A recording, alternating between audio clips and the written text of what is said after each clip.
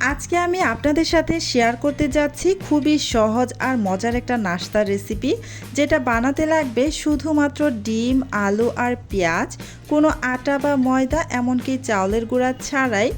খুবই টেস্টি নাস্তা বানানো যায়, আপনি না দেখলে কিন্তু বিশ্বাসই করবেন না।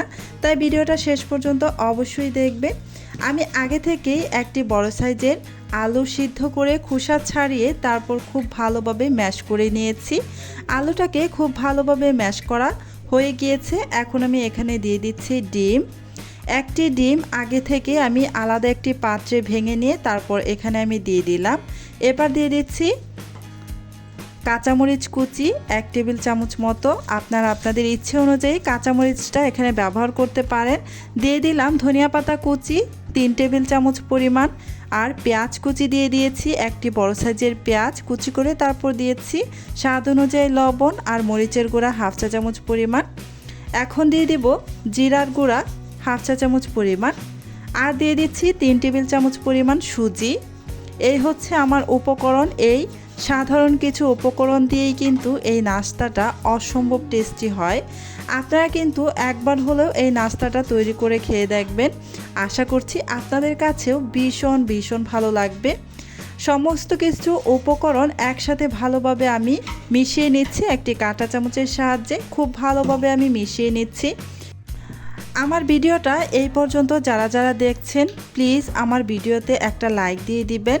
আর আমার চ্যানেলটি যদি আগে থেকেই সাবস্ক্রাইব করে দেওয়া না থাকে, তাহলে অবশ্যই আমার চ্যানেলটি সাবস্ক্রাইব করে পাশে থাকা বেল আইকনটি অন করে রাখবেন।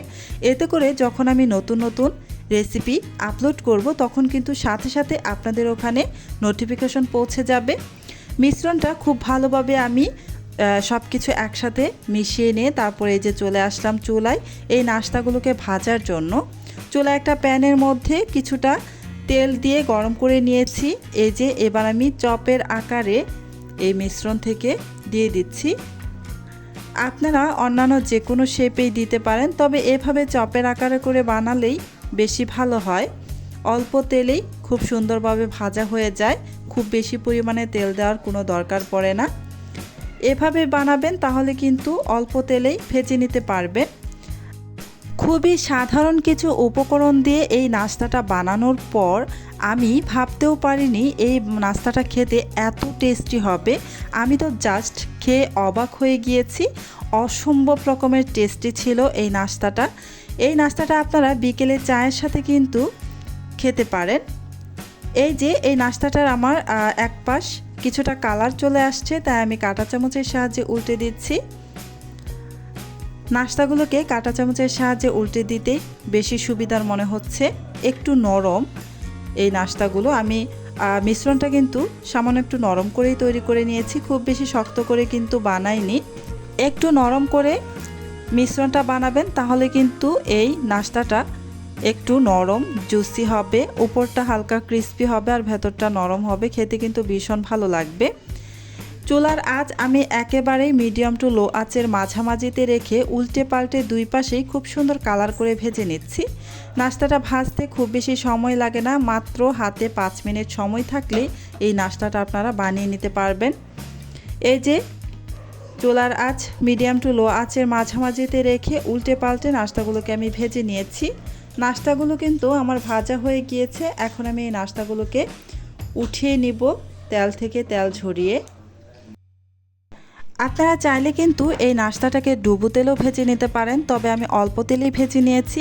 এভাবে ভাজতেই খুব বেশি সুন্দর হয়, ডুবো তেলের কোনো প্রয়োজন পড়ে না। তবে আপনারা চাইলে ডুবো তেলে ভেজে নিতে পারেন, সেভাবে ভাজলে একটু বেশি মুচমুচে হবে। যদি নাস্তাটা খুব বেশি মুচমুচে করে ভাজতে চান, তাহলে অবশ্যই ডুবো তেলে ভেজে নেবেন। এই তো ফাইনালি আমার নাস্তাগুলো কিন্তু ভাজা হয়ে গিয়েছে। এখন আমি নাস্তাগুলোকে তেল থেকে তেল ঝরিয়ে উঠিয়ে নিচ্ছি।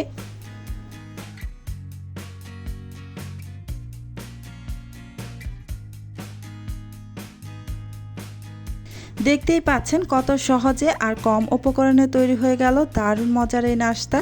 বাইরে হালকা ক্রিস্পি আর ভেতরে একদম নরম, একবার বানালে পরিবারের সবাই বারবার খেতে চাইবে।